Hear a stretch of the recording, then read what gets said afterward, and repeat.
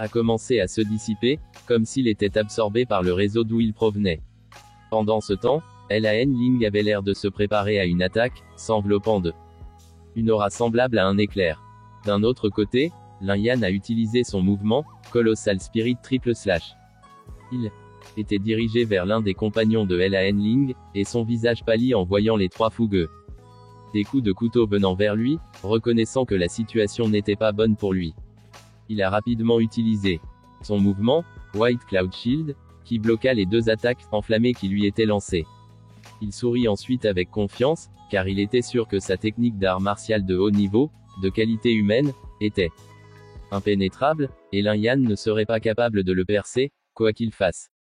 Mais son expression confiante se transforma rapidement en une expression surprise et désespérée alors qu'il ressentait quelque chose. Avec son bouclier, le Colossal Spirit triple slash de Lin Yan a pu percer son White Cloud Shield, et il a été touché de plein fouet par ces deux attaques enflammées. Son visage se tordit immédiatement. Douleur, mais cela ne s'est pas arrêté là, puisqu'un autre coup enflammé est venu le frapper, ce qui l'a fait crier de douleur. Pendant que Lin Yan regardait attentivement l'adversaire qu'il venait de vaincre, Lan Ling et les autres gars étaient tous deux surpris de ce dont ils venaient de voir, et tous deux avaient l'air terrifiés. Lin Yan tourna la tête pour les regarder et les regarda. Lan Ling a rapidement appelé l'autre gars, Lan Yun, pour l'aider, et il a également appelé leurs deux autres camarades du groupe pour qu'ils l'accompagnent et tuent Lin Yan.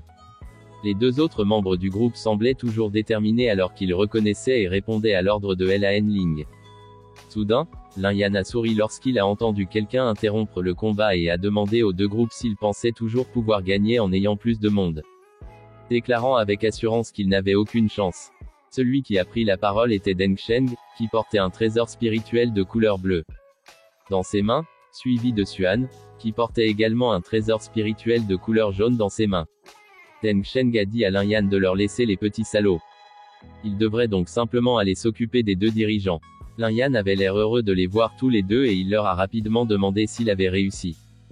Tenant toujours son trésor spirituel dans la paume de sa main, Xuan lui dit qu'ils avaient réussi, grâce à lui. Sans plus tarder, Deng Sheng s'est précipité vers leurs adversaires et a dit à Lin Yan qu'il s'occuperait de ce côté. Lin Yan a souri en saluant Deng Sheng avec le poing et lui a dit qu'il leur laisserait ensuite ce côté. Juste au moment où Lin Yan finissait de parler avec Deng Sheng, Lan Ling apparut devant lui. Lui disant qu'il n'avait pas l'air très bien, donc son énergie spirituelle devait avoir presque été consommée, tandis que Lan Yun apparaissait derrière lui et lui demandait s'il pensait. Il pouvait toujours les combattre tous les deux en même temps dans son état actuel. Lin Yan les a pointés du doigt avec confiance et leur a dit de ne pas s'inquiéter. Car il était plus que capable de gérer les deux à ce moment-là. Mais dans ses pensées, Lin Yan était inquiet, car il admettait qu'ils avaient raison. Car utiliser ces deux formations en même temps l'épuisait vraiment. Bien qu'il souriait avec confiance, les yeux de Lin Yan étaient sombres alors qu'il se tenait là, en attendant les attaques de ses deux adversaires. Et alors que Lan Yun se précipitait derrière lui avec une aura semblable à un éclair enveloppant tout son corps. Lin Yan n'a pas bougé d'où il se tenait, mais ses yeux brillaient de rouge. Lan Yun a attaqué Lin Yan par derrière. Et son aura semblable à un éclair était maintenant rassemblée dans la paume de sa main droite. Il avait ce sourire sordide sur son visage alors qu'il pensait à la grande opportunité qu'il avait eue. Et comment il allait tuer Lin Yan à ce moment-là. Cependant, au lieu de se sentir menacé, Lin Yan lui jeta un coup d'œil et sourit avec confiance, ce qui le surprit et le prit au dépourvu. Lin Yan a soudainement lancé deux attaques simultanées, sur sa main droite, il a utilisé son mouvement, Colossal Spirit triple slash, pour attaquer Lan Yun, tandis que sur sa main gauche, il a utilisé son mouvement, Stellar Moonwave, pour attaquer Lan Ling. Lan Ling serra les dents et fut agacé lorsque son bouclier se brisa devant lui. D'autre part, Lan Yun transpirait abondamment et jura lorsqu'il réalisa que Lin Yan les avait trompés. Avec un air sinistre sur le visage, il s'enveloppa d'un voile semblable à un éclair. Aura se mit en position de combat. Il a dit à Lan Yun qu'il avait raison, qu'il les avait trompés et qu'il lui restait assez de pouvoir pour tous les tuer. Lin Yan a de nouveau invoqué simultanément le Bayan Bluebird Array et la formation Blood Sea. Ensuite, il s'est agenouillé par terre et a admis qu'il était vraiment hors d'état de énergie. Il a fait de son mieux pour gagner du temps afin de monter un spectacle. Il a sorti une pilule parce qu'il savait qu'il devrait l'utiliser pour récupérer rapidement. Il ferma les yeux et avala rapidement la pilule. Des cordes d'aura bleu tourbillonnèrent immédiatement autour de lui alors qu'il continuait à fermer les yeux et à se tenir en position de repos. Ses yeux brillèrent de rouge quand il les rouvrit brusquement. Puis il a souri et a levé le poing, s'exaltant. Il posa ensuite sa paume sur le sol et émit une puissante aura. La montée de l'aura était si forte que même les spectateurs ont dû se protéger avec leurs bras, et ils se demandaient combien de puissance Lin Yan avait laissé dans son corps, alors que ces ondes de choc de l'énergie étaient trop puissantes. Lan Ling serra les dents tandis que l'une des poussées d'aura de Lin Yan frappait son corps déjà blessé. Lan Yun, de son côté, se tenait là, les yeux grands ouverts. Du sang coulait de sa bouche, qui était également grande ouverte à cause de la surprise. Lin Yan se tenait avec confiance entre Lan Yun et Lan Ling, qui avaient tous deux peur de lui. En raison de son corps brillant d'une aura dorée. Il sourit et leur demanda d'un ton moqueur comment il se sentait en ce moment. Lan Yun essuya le sang du coin de sa bouche et dit. Lin Yan ne devait pas être trop fier de lui, car il avait déjà atteint la limite de sa force et ne serait pas capable de tous les tuer tout seul. Lin Yan lui sourit avec confiance et, se moquant de la déclaration de Lan Yun, lui a dit qu'il lui montrerait ce qu'il pouvait faire avec ses dernières forces. Il émit une autre puissante vague d'énergie et un éclair semblable à un éclair. Une aura a également été produite lorsqu'il a invoqué son âme divine, le cercueil de la vie et de la mort. En voyant son âme divine, la foule qui avait été intimidée plus tôt par sa force a commencé à rire, et même s'ils ont admis que Lin Yan était fort, ils ont trouvé son âme divine quelque peu hilarante. Même Lan Ling rit si fort que les larmes lui montèrent aux yeux alors qu'il désignait l'esprit de l'âme de Lin Yan, le qualifiant de méprisable. Lan Yun s'est joint à nous, se moquant de l'esprit de l'âme de Lin Yan et demandant s'il avait l'intention de les écraser à mort avec son cercueil. Lan Ling joignit rapidement ses mains et déclara avec confiance que puisque Lin Yan avait invoqué son âme divine, il le ferait. Montrez-lui à quoi ressemblait un véritable esprit d'âme. Des cordes dorées d'aura tourbillonnaient autour de lui, et une énorme figure de dragon doré apparut devant lui alors qu'il montrait fièrement son esprit d'âme de dragon. Pendant ce temps, Lan Yun tendit sa main droite, qui était engloutie dans une aura semblable à un éclair, alors qu'il invoquait également son âme divine, l'esprit de la foudre. La foule a applaudi avec étonnement alors qu'il. J'ai été témoin des esprits Dragon et Lightning, deux âmes incroyablement puissantes. Il n'était pas surprenant qu'ils aient tous deux atteint le rang de maître martial 8 étoiles.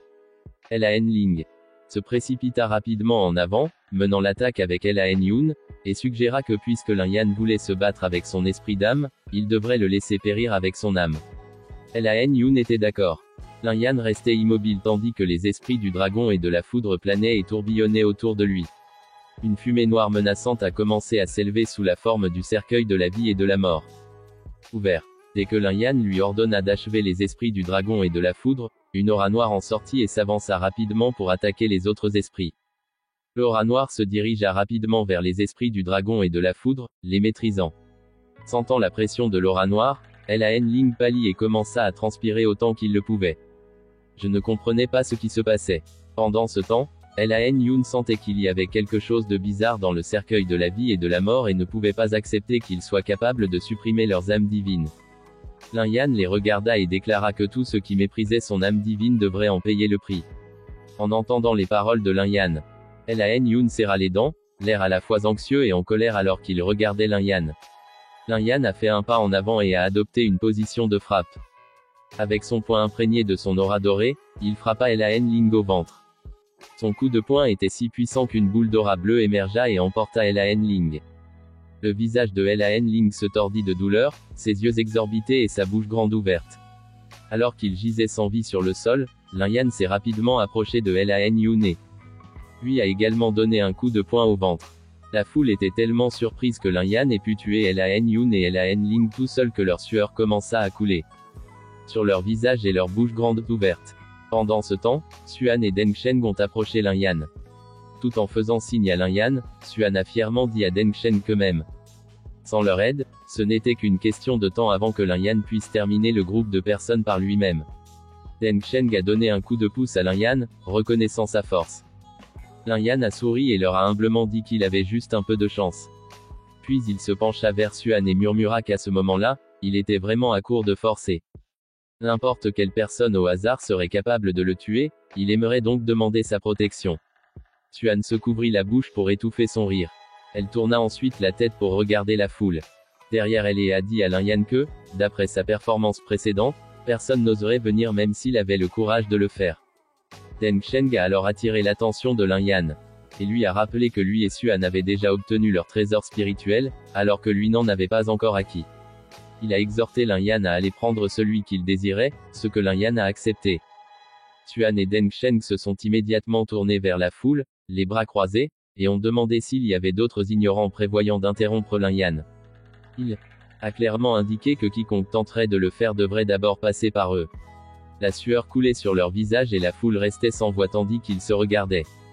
Pendant ce temps, Lin Yan avait déjà sauté du sol pour attraper le trésor spirituel sur lequel il avait posé les yeux, un orbe bleu foncé émettant une lueur. Soudain, Lin Yan remarqua quelque chose en dessous de lui, un serpent de feu avec la gueule grande ouverte, prêt à le mordre. Lin Yan se tendit, mais il savait que même s'il était épuisé, il pouvait toujours facilement faire face à ce petit diable. Alors qu'il était encore dans les airs, il chargea une aura dorée tourbillonnante sur son poing, se préparant à attaquer le serpent de feu. Il a ensuite libéré un rayon doré de la paume de sa main, éliminant rapidement le serpent de feu et détruisant le chemin qu'il avait emprunté. Lin Yan a saisi le trésor spirituel et, à mesure qu'il s'approchait, sa couleur s'est transformée en un bleu plus clair et son aura électrique est devenue plus prononcée. Une fois le trésor spirituel dans la paume des mains de Lin Yan, sa forme en forme d'orbe s'étira rapidement en une fine ligne. Lin Yan a atterri sur le sol, soulevant le trésor spirituel dans les airs, qui s'est transformé en une lance en argent avec une gemme rouge en bas au centre de sa lame angulaire. Lin Yan l'a rapidement reconnu comme étant la lance du tigre céleste, et un sourire ravi s'est formé sur son visage lorsqu'il a réalisé qu'il s'agissait d'une arme spirituelle de niveau humain suprême. Soudain, Gong Qiansui a communiqué avec lui par télépathie, l'informant que l'esprit d'un tigre céleste était scellé dans la lance du tigre céleste. Elle a expliqué que lorsqu'il accumulait une quantité suffisante d'énergie puissante, il pouvait invoquer l'esprit du tigre céleste pour combattre en son nom. L'expression de Lin Yan s'est transformée. Sérieux alors qu'il l'interrogeait par télépathie sur la nature de l'esprit du tigre céleste. Une image d'un tigre blanc rugissant puissamment est apparue au-dessus de Gong Qiansui alors qu'il l'expliquait à Lin Yan que c'était un tigre céleste avec un corps spirituel illusoire, et avec sa force actuelle, ce ne serait pas vraiment un défi pour lui d'avoir l'esprit du tigre céleste. Tu es un grand maître martial une étoile. Lin Yan était tellement surpris que ses yeux et sa bouche étaient grands ouverts lorsqu'il entendit à quel point l'esprit du tigre céleste était puissant. Gong Qiansui croisa les bras et lui fit comprendre que ce n'était rien de grand-chose, comme le clan du tigre céleste était assez célèbre dans le monde des bêtes démoniaques.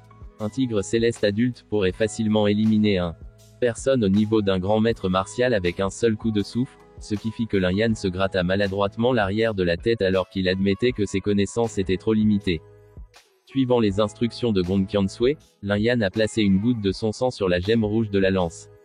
Gong Qiansui veillait sur Lin Yan, alors qu'il déposait une goutte de son sang sur la gemme rouge de la lance. Elle lui a demandé de le faire pour que l'esprit du tigre céleste puisse le reconnaître comme son propriétaire, et qu'il puisse alors utiliser la lance. Alors que la gemme rouge absorbait le sang de Lin Yan, elle commença à briller. Soudain, l'esprit du tigre céleste en fut invoqué et il rugit puissamment. Xuan et Deng Sheng, qui étaient à distance, ont été surpris par le bruit. Ils tournèrent la tête pour regarder dans la direction d'où cela venait, se demandant ce qui se passait. Tout le monde fut surpris en regardant le ciel et vit une aura de feu se diriger vers eux à une vitesse fulgurante. C'était Lin Yan, et il leur montra fièrement qu'il avait acquis la lance du tigre céleste, un trésor spirituel de niveau supérieur. La foule était surprise et tous semblaient terrifiés. Tout le monde a paniqué et a rapidement fui la zone. Lin Yan a été surpris par leur réaction et s'est demandé ce qui n'allait pas chez eux. Xuan sourit et lui dit qu'ils avaient tout peur de lui. Il était déjà assez puissant. Plus tôt, et maintenant qu'il avait acquis un si grand trésor, ils avaient peur qu'il les tue tous. Lin Yan s'est maladroitement gratté la tempe et a dit qu'il n'était pas un meurtrier, donc il ne l'a pas fait. Je comprends pourquoi tous ces gens avaient peur comme ça. Deng Sheng a ajouté qu'après avoir vu toute la puissance que Lin Yan venait de montrer, il n'était pas étonnant qu'ils aient si peur de lui. Puis, il a ensuite demandé s'il devait également prendre tous les trésors spirituels restants. Lin Yan lui a pincé la tempe et a dit à Deng Sheng d'oublier les trésors spirituels car c'était difficile. D'en acquérir un, ce ne serait donc pas pratique. Il lui dit alors qu'il devrait laisser les autres aux autres et ne pas être trop gourmand afin d'éviter d'être détesté par tout le monde. Deng Sheng n'a pas poussé plus loin et a changé de sujet pour parler du feu de terre lorsqu'il a remarqué que la famille Mu semblait déterminée à l'acquérir. Il fit un geste de la main vers Xuan et lui dit que la famille Mu n'était pas là depuis un certain temps, il était donc possible qu'ils aient déjà localisé le feu de terre. Cependant, Xuan lui a dit que le feu de la terre n'était pas si facile à maîtriser. Il était donc également possible qu'ils aient été tués par cela.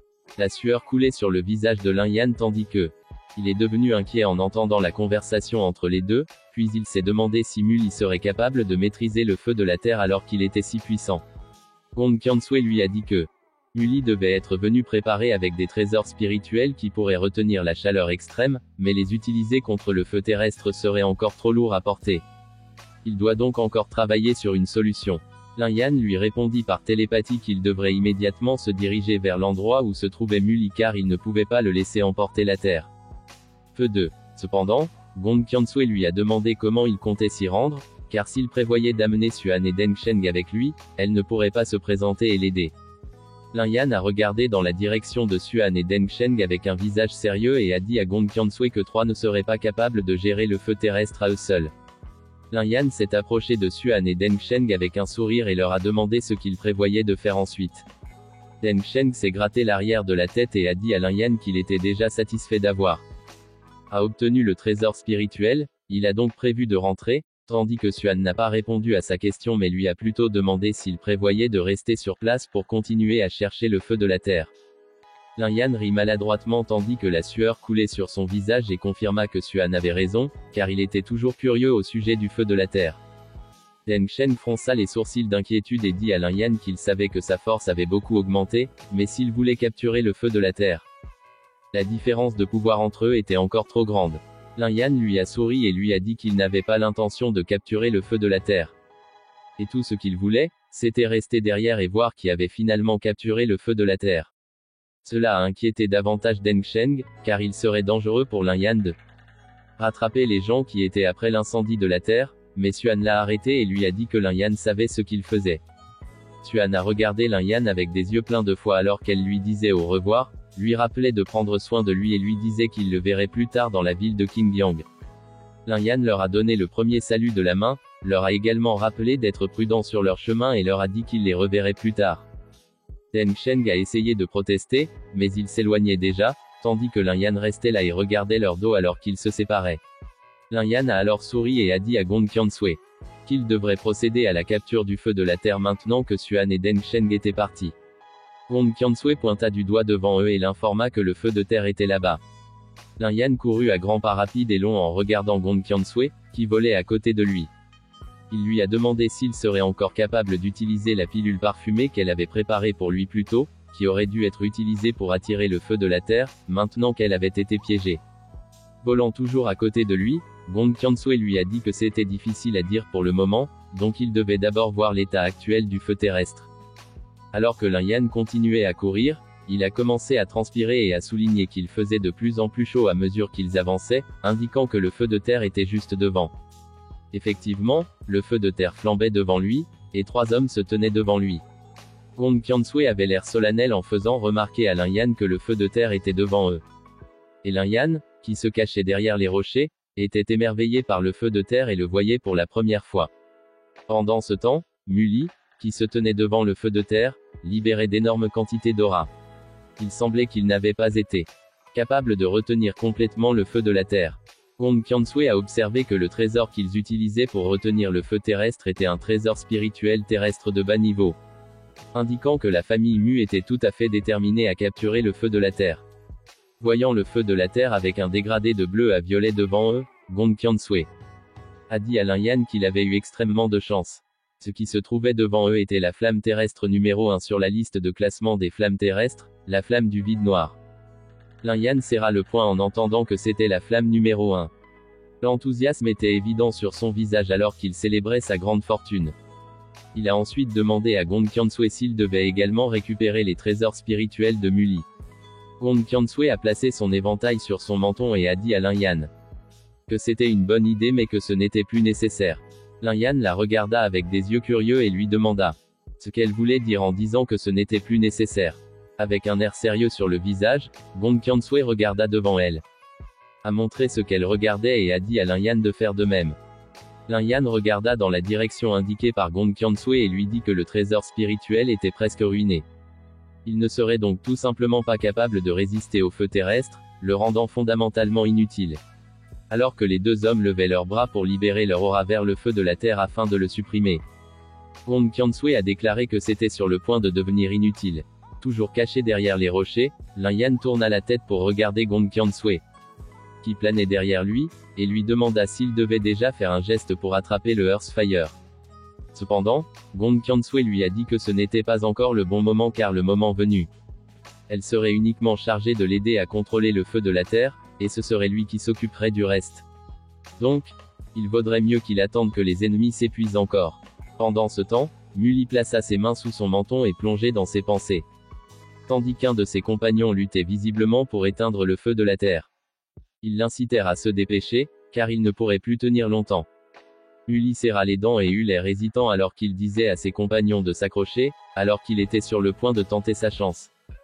Face à l'orbe blanc de lumière qui enfermait et supprimait le feu de la Terre, Muli leva les deux mains et pensa qu'il n'y aurait qu'une seule chance pour lui, alors il devait l'attaquer de toutes ses forces car les disciples ne pourraient plus tenir le coup. Dès que Muli sentit que le moment était venu, il libéra son aura, émanant des paumes de ses deux mains, vers le feu de la Terre.